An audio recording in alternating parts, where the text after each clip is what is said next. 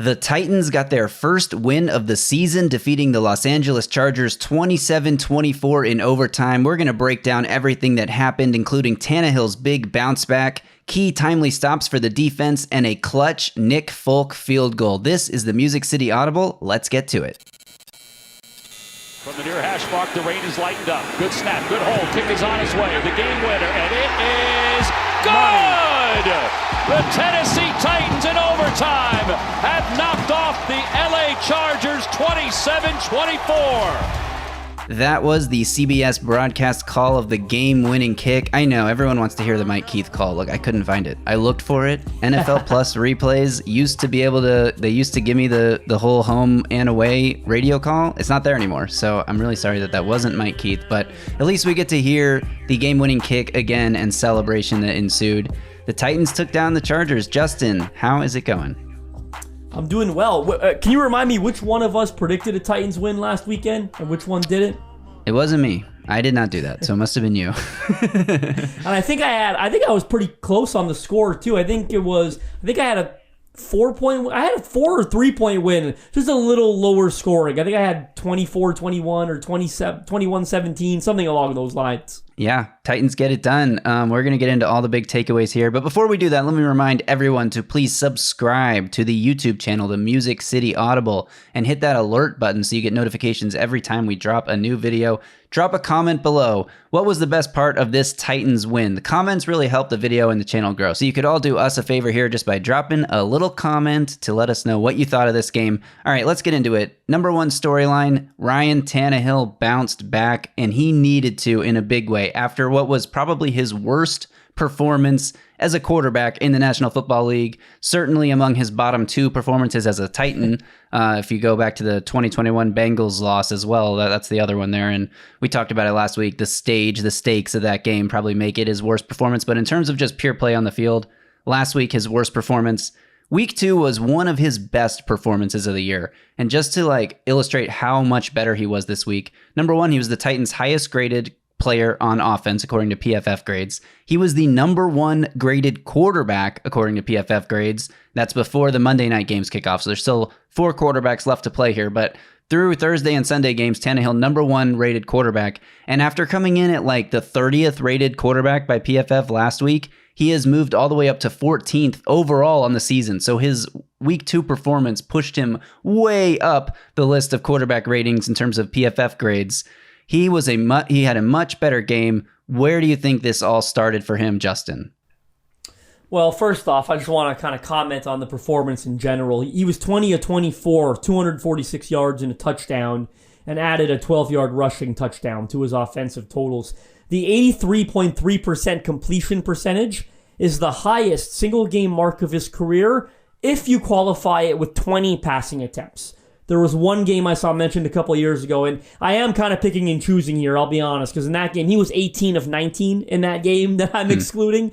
But if you go 20 passing attempts, this is the highest completion percentage of his career. Quarterback rating, that is, was 123.2. A lot better than the 28.2 that it was in week 1, right? So almost 100 points better than it was. Where did it start? Well, I'll answer by saying this. It was a little concerning to start the game, right? They gave up a couple drive-killing sacks. They were down 11-0. I thought there was that one play in particular you and I complained about privately where instead of dirting a failed screen, he kind of kept backpedaling and took a sack almost right into his own end zone, put Ryan Stonehouse in a real difficult spot, right, with a short run-up essentially to punt that ball. I was very worried, right? Very worried at that point in the game. It was midway through the second quarter already. You're down 11-0. Nothing's worked for you in the passing game. You've given up a couple sacks. You had maybe a killing penalty. It didn't look good at all, right? And then what all changed? It was the 70-yard bomb to Treylon Burks. Felt like it changed everything, right? Sort of the start of the passing game success, certainly the start of the play-action success that he had in this game that I think you and I will get into a little bit. But that felt like the turning point to me. Once they hit that play action pass and they got into the end zone on that drive, it just felt like it flipped the switch for Ryan Tannehill in the offense. Yeah, you mentioned that particular play. That 70-yard pass occurred with 8:16 left in the second quarter, and credit to our buddy Wes on Broadway at Titan Stats on Twitter for tweeting this out. Before that 70-yard bomb, the Titans had 3 total net yards in the game. Again, this is with 8 minutes left in the second quarter, so halfway through the second quarter, basically. They finished the game with 341 net yards, only 1 yard behind the Chargers. So that really was the turning point. And you mentioned his incredible completion percentage. If you take away the drops, there were 2 drops in this game by the Titans. He would have had it was a 95.7 adjusted completion percentage. So nearly perfect. Just the one miss that was sort of like a miscommunication play. It was off play action, looking deep down the right sidelines in Chargers territory. I think he was expecting Burks to run like a corner route, and he kind of cut it down. That was the only true incompletion of the game for Tannehill that wasn't a dropped pass. You mentioned his overall performance. If we just look at his let's start with what PFF calls turnover-worthy plays. Week 1, he had 4 turnover-worthy plays. Obviously, we all know he had 3 interceptions in that game. This week, he had 0 turnover-worthy plays. Last week, big-time throws. PFF had him with 0 big-time throws. This week, he had 2. Those were obviously the 2 deep shots, one to Treylon Burks and one to Chris Moore, which were probably the 2 most crucial plays of the game for the Titans, because the Burks one set up their first touchdown, and the Chris Moore one set up the go-ahead touchdown that they needed. I mean, they were down by 4 points. They needed to score a touchdown, and that was the play that set up the huge drive. But overall, just an incredible performance from Tannehill when you compare it to last week. And I want to talk about what he did off play action, because I think Tim Kelly was a big part of what Tannehill was able to do in this game. Off of play action, Tannehill was 7 for 9 for 168 yards. Those 2 deep shots we just mentioned were 2 of those plays. He also had a touchdown. That was the go-ahead touchdown to Nick Westbrook-Akina on 3rd and goal with a play action fake to Henry.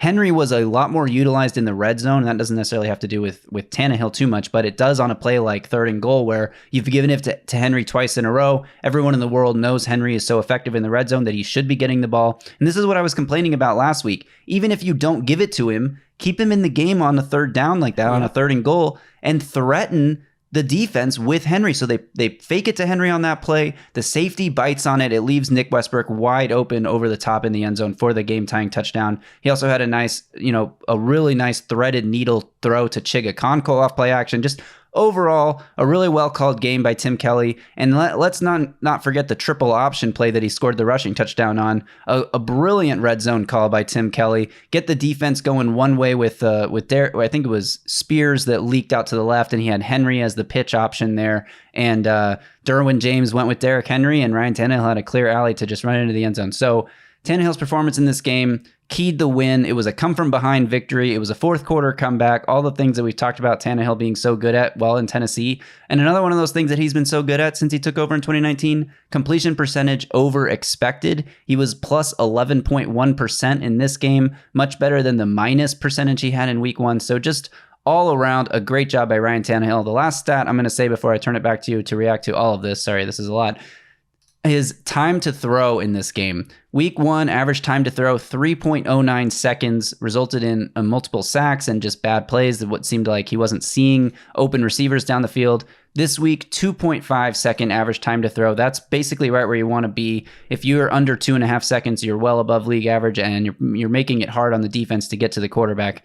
Now, despite having a 2.5 average time to throw, he still took 5 sacks, which is the one area that's like, you got to be able to not take 5 sacks. But on some of those, like Xavier Newman-Johnson starts the game at left guard, and I think it was the first drive, a 4th and 4. The Titans go for it near midfield, and the Chargers run a stunt. Nobody picks up. Xavier Newman-Johnson just lets Kenneth Murray run right by him, and he sacks Ryan Tannehill immediately. So that one, is not on Tannehill. You did talk about the screen. I thought that was definitely on Tannehill. You got to dirt that ball. You can't, or roll out one way or the other. A lot of people pointed out that Chig Okonkwo was open on that play, but it's a screen. If the linemen are downfield, you can't throw the ball beyond the line of scrimmage, so don't cause a penalty when you know it's a screen call. You can't throw it down the field, but you can run it as the quarterback. You can do something if you feel like there's too many bodies in the way to dirt the throw, then just roll out to the other side and try to pick up some yards.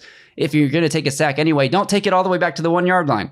But these are small qualms. It was a rough first quarter and a half, but then from then on, Tannehill was lights out, and I thought it was his performance. Without it, the Titans don't win this game.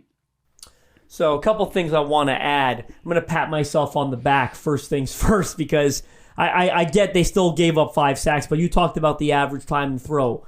I wrote a whole damn article last week explaining how the Dolphins held the Chargers sort of off the stat sheet. Tua Tagovailoa was not sacked when they met in week 1 because Tua's average time to throw was 2.45 seconds. And I thought that had to be a point of emphasis for Ryan Tannehill to get it down because it was 3.09 against the Saints, right? What did he get it down to? Almost exactly what Tua averaged against the Chargers in week 1. So imagine if he hadn't gotten it down, how much worse this could have been considering they gave up 5 sacks, despite the fact that he was great in that area. The other thing I want to say about the performance is the bomb to Treylon Burks. I know we've talked about it quite a bit, but I want to sort of highlight here. That ball traveled 62.2 yards in the air, according to Next Gen Stats. That was the longest pass of the season so far in terms of air travel time. So a lot of talk going into this game about Ryan Tannehill's arm. Is it shot? Can he make those throws? It was the longest throw of the season so far in terms of how long the ball was in the air. And I've gone back and watched the throw a couple times. Really, really impressed with his decisiveness on when he lets that ball go. I'm sure you've seen it a couple of times. It's not like Treylon Burks is streaking down the sideline wide open without a defender within 5 yards of him. He hasn't even beaten his man yet when Tannehill lets that ball go. I mean, if you watch it, you feel good that he's going to beat him. You feel like Burks sort of has the corner flat-footed, right? He caught it. You know he got him, but he hadn't beaten him yet, right? That's just a veteran quarterback knowing, oh my God, he's got him. He's going to, like, the timing of the release of that throw, it's thrown by a quarterback that's playing with confidence, right? And you wonder about his confidence level entering this game after the 3-interception performance. And he said it all week. He couldn't wait for this game. He felt he was going to bounce back. He sort of got frustrated with some of the questions that were being thrown his way regarding the week 1 struggles. All the credit in the world to him. It didn't start great, started sort of shaky, but 20 of 24, man. 250 passing yards, game-winning drive, touchdown rush to add to his offensive totals. He was exceptional in this game. Yeah, he really was. And I just can't say enough about the bounce back attitude. And you're right on that pass to Treylon Burks. Great anticipation, trusting his receiver to beat his man and get open. And while we're talking about the offense here, let's switch gears a little bit and talk about Tyjae Spears because this thing isn't going away. I think this is going to be a true backfield split. Now, Henry dominated the touches in this game and played more snaps than Spears did, which was not the case in week 1. But even so, I think that having someone like Spears who can be electric in this game, coming in, sort of in an off-the-bench role to spell Derrick Henry, finished the game with 8 carries for 49 yards. That's an average of 6.1 yards per carry. Even took a couple third down runs, like third and short runs. They took Henry out of the game and gave it to Spears, and he converted those runs. Meanwhile, Derrick Henry, 25 carries for 80 yards, only 3.2 yards per carry. But I think if you look at his success rate, you'll see that the average yards per carry is not fully indicative of his performance. There were a lot of like 2nd and 2, 3rd and 2, 2nd and 3 runs where Henry barely, gets more than the 2 or 3 yards, but he gets the first down, and those are so crucial. So all in all, just a great performance by the running backs and by the offensive line in the run game. But the element that Spears adds as an explosive playmaker, as a receiver out of the backfield, as a guy that can line up in the backfield with Derrick Henry, which we saw a ton of in this game, Tim Kelly really utilizing the 2 running back looks.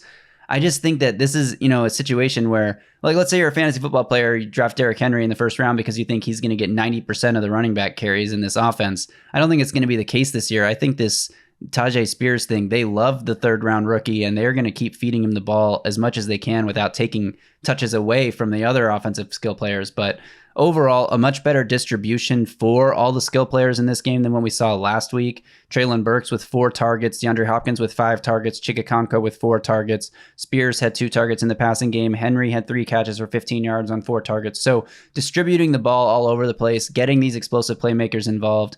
I'm loving what I'm seeing from Tim Kelly so far through 2 weeks. Well, I think in this game, they sort of struck the right balance between Henry and Spears, and that's the key to me, because if you look at the snap count, everyone remembers week 1, he outsnapped Henry 34-30. Well, in this game, Henry nearly doubled him, right? Like, I think it was 46-24 or something along those lines. I think that's the right balance, but with that said, Spears still carried the ball 8 times. And had 2 catches, right? So I think going forward, you're giving Henry, 20 to 25 carries, and you're giving Spears 8 to 12. but Henry's about, playing roughly double the amount of the snaps that Spears is. To me, that's the correct balance. You're not ignoring one or the other. You're getting Henry enough work to get him going. As we know, he always gets better the longer the game goes on and the more carries that he gets. But you're not ignoring Spears to the point where he's seeing 3, 4, 5 touches. No, you're keeping him in that sort of 8 to 12 touch window. But Henry's getting 20 plus, right? And he's getting his 40, 45 snaps per game. So I think this was the right balance, and I hope it's what we see moving forward. Yeah, same. And I like that's where they're at right now. While we're talking about the offense and the offensive line, I do think I have, some criticisms to give out. Like, this game was not perfect by any means for this Titans offense, especially the first quarter and a half, like we mentioned. But pre-snap penalties, man, the Titans have got to cut it out with these pre-snap penalties. Too many false starts. Trevon Wesco had a false start. Some of the offensive linemen had false starts. Like, these plays for a Titans offense that is still struggling to find explosives on the ground and through the air, they just kill drives. And I don't, maybe I'm misremembering, but I don't remember in this particular game the Titans being able to overcome any of those pre-snap penalties. It felt like every pre-snap penalty just doomed the drive, and those things have got to get cleaned up. And I think that's one area where the Titans will look to improve. But overall, from an offensive performance, 27 points scored, the highest they've scored since their last victory, which was week 11 of the 2022 season. They lost 8 straight games. They'd scored over 20 points just once in that stretch. So we've been talking a little bit about, can they score 30 points this year, and how many times is that going to happen? Well, they got to 27 at least in this game. Took overtime to do it, only 24 points in regulation, but maybe the magic number for the Titans, just scored 27 points. The last 2 times they've done it, they're 2-0. Well, I was hoping they were going to score a touchdown to win the game in overtime, just to hit 30, right? That would have been nice. But yeah, I do think the offensive line regressed a little in this game, right? I don't think they were as good as they were versus the Saints. They had some issues at left guard, as we noted. Xavier Newman-Johnson getting to start, couple mental errors by him, and he took a lot of flack on Twitter, and I get it, but I didn't feel like those were instances where he just flat out lost one-on-one because he's not a good player. That's a young guy getting his first start that made a couple mental errors, right? That led to those mistakes. Replaced by Dylan Radins. I'm shocked between you and I, that Radins was healthy enough to start this game essentially, but didn't, right? Bit of a peculiar decision there, in my opinion, because if he's healthy enough to come in, play 50 snaps, then he probably could have gotten the start. So neither here nor there. I thought Radins came in and played pretty good, right? Righted the ship. I didn't think Andre Dillard was great. I didn't think Aaron Brewer was great. They gave up some things, 5 sacks, as you said. I mean, Joey Bosa had 2 sacks in this game, and he was on a pitch count, right, yeah, with that hamstring injury. So it wasn't a great performance by the O-line, especially in pass pro. It was okay. Apparently, it was still like league average. That goes to show you how bad offensive line play is around the league. I've got beef with Trevon Wesco, man. Been pretty disappointed with his play through 2 weeks. If I'm going to bring up any negative, I thought he killed 2 drives in this game. You talked about them not being able to overcome. He had that early penalty. I think it was early in the game where he had a penalty, essentially put them in a huge hole. They had a bit of a high throw on the next play, but it put him in 2nd and 10 when it was like 2nd and 5, right? And not ideal. And then a couple of drives later, he had a bit of, I would call it a drop, right? Where I think it would have put him in 3rd and short if he caught the football, but instead it put him in 3rd and long, and they couldn't overcome it and had to punt. Trevon Wesco killed 2 drives in this game. He killed at least 1 drive in the New Orleans Saints game as well. And I don't think he's been as good as advertised as a run blocker. Like, there were a couple instances. You got to go back and watch the tape. Maybe I haven't had a chance to look at the all 22, but there was at least one Derrick Henry run that didn't go for much, where I thought he allowed. I think it was Derek Fox was the defender. He kind of allowed him to get the inside track on him, and Fox came in and killed the run right there at the line of scrimmage. So, been a little disappointed with Trevon Wesco. I know it's a minor complaint. They won the game. It was a half decent offensive performance, but they signed this guy to be the new Jeff Swaim. Everyone was so happy that Swaim was gone. I haven't seen it as a huge upgrade so far. Yeah, PFF, through 2 weeks grading the Titans' run blocking. He's the 2nd worst graded run blocker. The only player worse than him right now, according to PFF, is Josh Wiley, who has a 35.1 run blocking grade, which is atrocious. Trevon Wesco, and has probably played, though. Like, probably barely played. Like, nine run blocking snaps for Wiley. Wesco, on the other hand, has 40 run blocking snaps. Exactly. For a grade of 50.8, run blocking grade of 50.8. It's really, really poor. And like I said, 2nd worst of anyone on the team. On the bright side, Dylan Radins has the highest run blocking grade of anyone on the Titans offense. And that's obviously with just one game.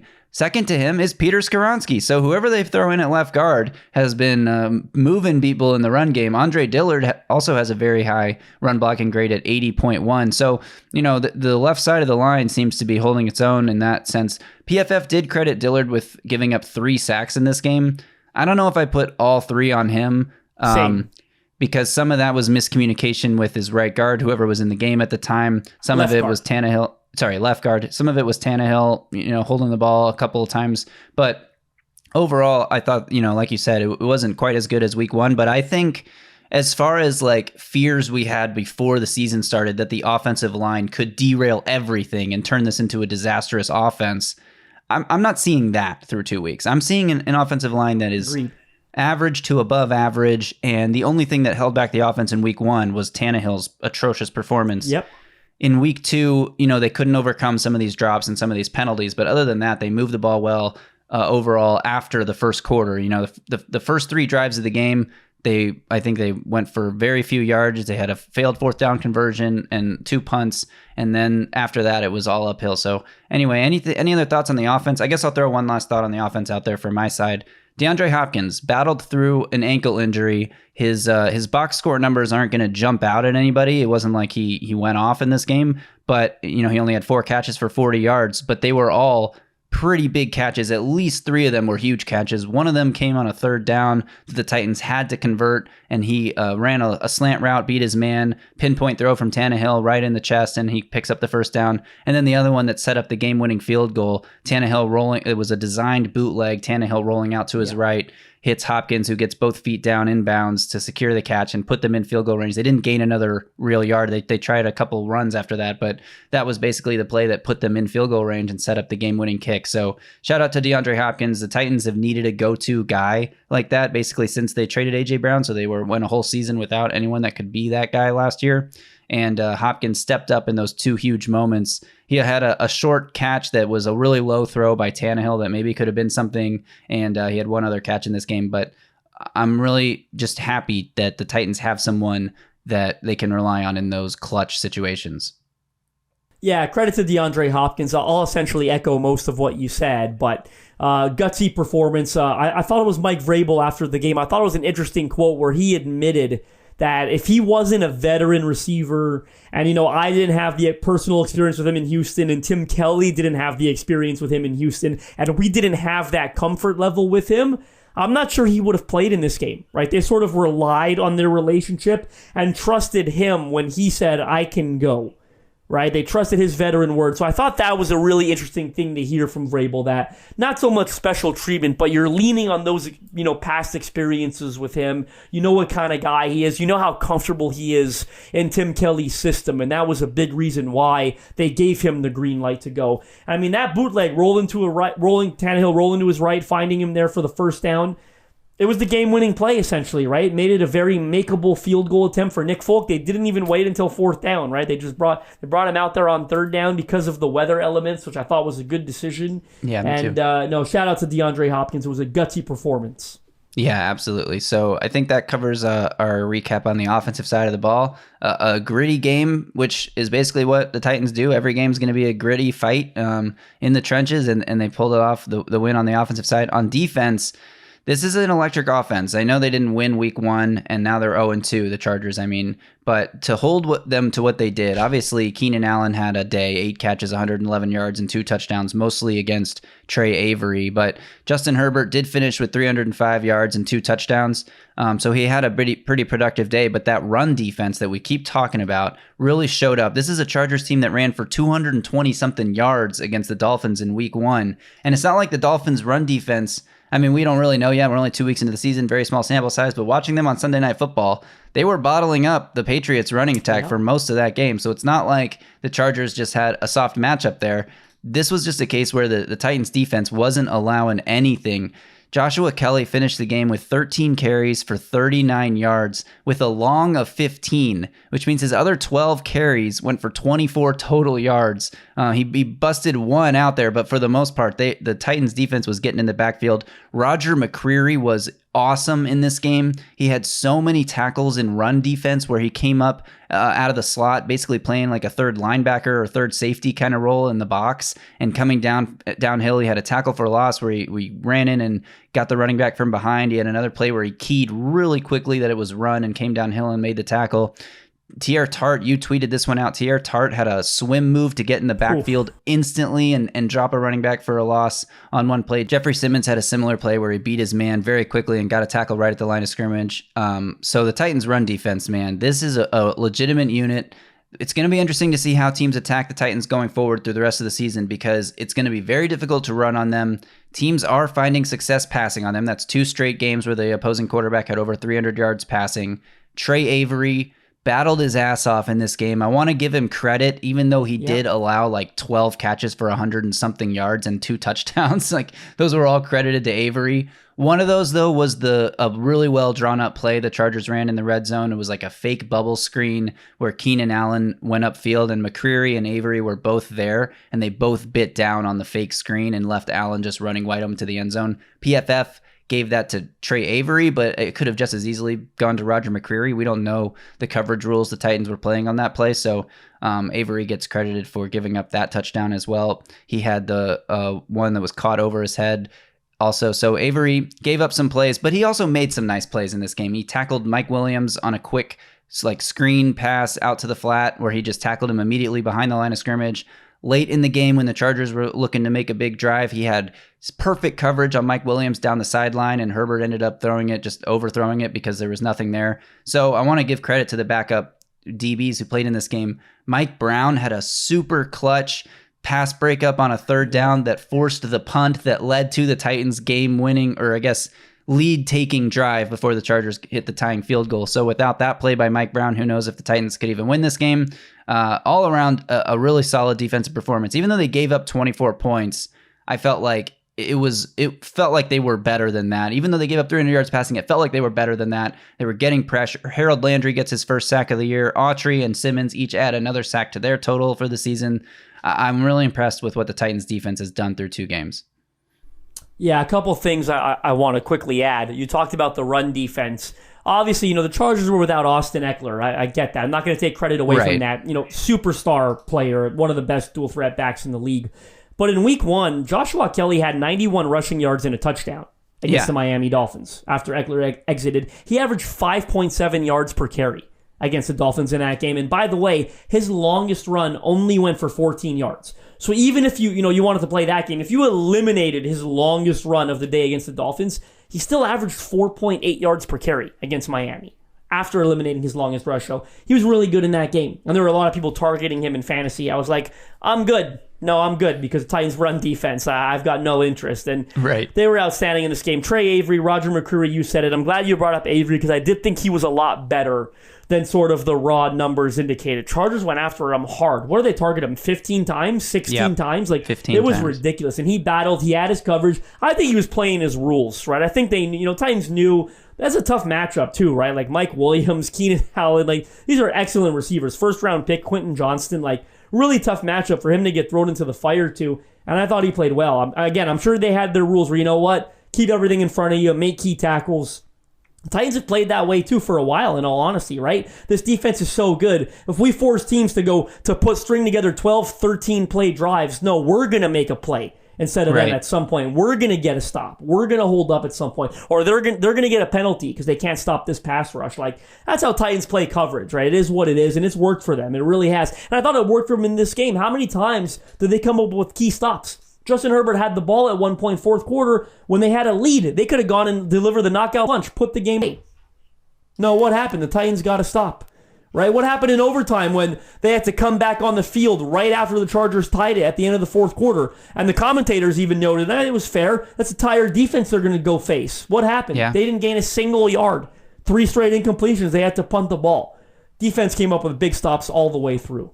Yeah, and I felt like that was a moment where Kellen Moore knew if he tried to run the ball in that instance, it was going to be a 1 or 2 yard gain, and they were just going to be set up, in second or third and long. So he just went with what had worked for them, better than anything else, which was throwing the ball downfield against a depleted secondary. But like you mentioned, 3 straight incompletions. Sean Murphy-Bunting had an incredible breakup in overtime, swatting the ball away.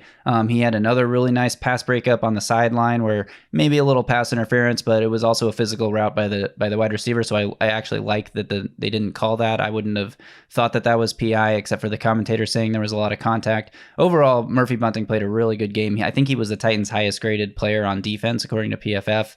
So shout out to him too. The free agent signings coming up big 2 weeks in a row. Last week it was Arden Key. This week, Sean Murphy Bunting. Azeez Al-Shire has been all over the field, but I will say 2 weeks, two pretty bad penalties for him now. He had hitting Derek Carr on the helmet last week, which, a little bit of benefit of the doubt there because he was going for trying to hit the ball out of his hand, which Mike Vrabel has preached a lot of, like when the pass rushers are closing in, they got to when the pass rushers are closing in, they got to go for the ball, go for the strip, and see if they can come up with something. So a little bit benefited out there. This game, he had a horse collar tackle on the sideline, which is like, it wasn't horrible, but also like try to avoid making those penalties that are going to put 15 yards on to a already a gain of yards by the offense. But overall, I thought, the Titans defense played really well in this game. And Jeffrey Simmons, Brandon Thorne tweeted out on Monday morning, he thinks Jeffrey Simmons has been the best defensive tackle in the league through 2 weeks. So defensive player of the year watch for Jeffrey Simmons. He was like 75 to 1 preseason for that award, which is crazy long odds in my opinion. But I mean, Micah Parsons is probably running away with that after what he's done through 2 weeks. But hey man, Jeffrey Simmons has been the best player on the Titans defense, and the Titans defense has been one of the best defenses in the league through 2 weeks. No surprise, right? No surprise to you and I how well they're playing. I want to make 2 more points about the defense. The first one, I'm going to use it as an excuse to pat myself on the back once again here. In the Chargers preview episode that we did with our pal Steven Hagelin, I talked about how Rashawn Slater's an excellent left tackle. And if he's beating Arden Key, you kind of take that on the chin. Right. What you can have is have that happen and then have the other issue on the other side with Harold Landry and Trey Pipkins. Well, you know what? I was right. The Titans took the Arden Key Rashawn Slater matchup, and Slater won most of those reps. Credit where credit's due. But it gave Harold Landry a chance to sort of get back into the groove of things and go up against the weaker tackle. And what happened? Because the Titans sort of stayed committed to that, I thought. They didn't panic when Arden Key was, losing most of his reps and switched things up. They didn't panic. And what happened? Harold Landry finally he showed up on maybe the most important play of the game for the defense, recording that sack on 3rd down as the Chargers were getting dangerously close to mounting what looked like might have been a game-winning drive. No, right. Harold Landry comes up with the sack, he beats the tackle, and they've got to settle for the game-tying field goal, the Chargers. So I thought that was the right thing to do, to have Arden Key go up against Rashawn Slater for the majority of the game, give Harold Landry a shot at Trey Pipkins, and that came up with the sack when they needed it. Another thing I want to highlight, we talked all summer long about would the Titans rely on Elijah Molden as a traditional safety if one of their safeties got hurt? Or is this just going to be a 3-safety look thing? Well, Amani Hooker was out in this game. If you read the Titans depth chart, by the way, Mike Brown is the second string safety. And some people swear that the depth chart's the Bible when these injury things happen, right? Like whoever's listed on the depth chart behind the guy is going to start the game. Well, it was not Mike Brown that got to start in place of Amani Hooker. It was Elijah Molden, who, by the way, played 100% of defensive snaps. Wow. 100%. So there is no question they do see Elijah Molden as being capable as playing that traditional safety role. And as it turns out, the depth chart's not always right. Yeah, exactly. Even though XNJ got the start, it wasn't very long before Radens replaced him, and Radens is listed as a third string guard and a backup tackle. So the depth chart to me is just like something that some low quality control assistant puts together based on nothing, and the Titans aren't gonna rely on that as if it means anything. So yeah, I agree with you there, and a lot of guys stepped up in this game and made timely plays, and I don't think the defense overall, it wasn't like they were a suffocating lockdown unit, but it was the timeliness of the stops that allowed this team to get the win. Right. So, and shout out to Nick Folk, who's been super clutch, 6 for 6 on field goals. I think he's made 66 straight from inside 40 yards. So credit to the Titans for identifying a guy that could fix their issue, at least for this season. Traded away a 7th round pick, who needs a 7th round pick. 7th round picks rarely even make the team. So allow... In 2025 too, wasn't it? It wasn't even for this draft. It's for 2025. Right. So they definitely are recouping on that investment. I mean, a game-winning kick right away. How many games is a 7th round pick going to win you, just like outright win you, right? So I think that was a pretty nice trade, and Nick Folk has been money so far this year. Anything else you want to talk about in this game before we look ahead to the Browns on our next podcast? No, I think that does it. I was just going to add the Titans have had, kicking woes for so long. They should call the Patriots, give them another 7th round pick in 2026 as a thank you. Because, I mean, this thing, how relieved is it, right, to have someone that can go out there and make game-winning kicks. But, no, I think that does it. We'll be back later this week to preview the Browns game. A matchup I'm fascinated with. And we're recording this on Monday afternoon, evening-ish, right before the Browns kick off their second game. We'll be tuned into that one. It's going to give us some really good perspective on that matchup. And as always, we'll have a terrific guest coming on the show to help us break down the game. The host of the Locked On Browns podcast, friend of the pod, Jeff Lloyd, who I believe was with us the last time the Titans played the Browns. I always look forward to chopping it up with Jeff. He's got one of the largest Browns followings, certainly on social media. I'm telling you, I've looked into the numbers. I got access to that information. Browns fans, they listen to Jeff Lloyd religiously. I mean, that's a daily thing for them there on Locked On Browns. And Jeff is terrific. We're very grateful that he's coming on to... No one knows the Browns better, man. He's up there. Top 3, top 5 Browns content creators. And I'm putting him up there with Mary Kay and everyone that covers the team locally there that has daily access at practice. Jeff is fantastic. So really looking forward to breaking down that matchup with him later this week. And you'll want to tune in. That'll be a must listen. Yeah, and that's why you need to be subscribed to the YouTube channel. Must watch. It'll be a must watch. Must watch and listen, but preferably, like we keep saying, preferably watch. And if you have your channel notifications turned on, you will get an alert as soon as that podcast drops, or video podcast. It's still a podcast, even if it's video. As soon as that drops, you'll get an alert. So make sure you're subscribed. Again, leave a comment below. What was your favorite part about this Titans win? It could just be that the Titans won. Just comment big W below this video and help us grow this channel. Felt great to get a win. It feels great. So thanks again to everyone who tuned in. We appreciate you all. We will be back later this week with more content. So until then, you all stay safe out there and tighten up.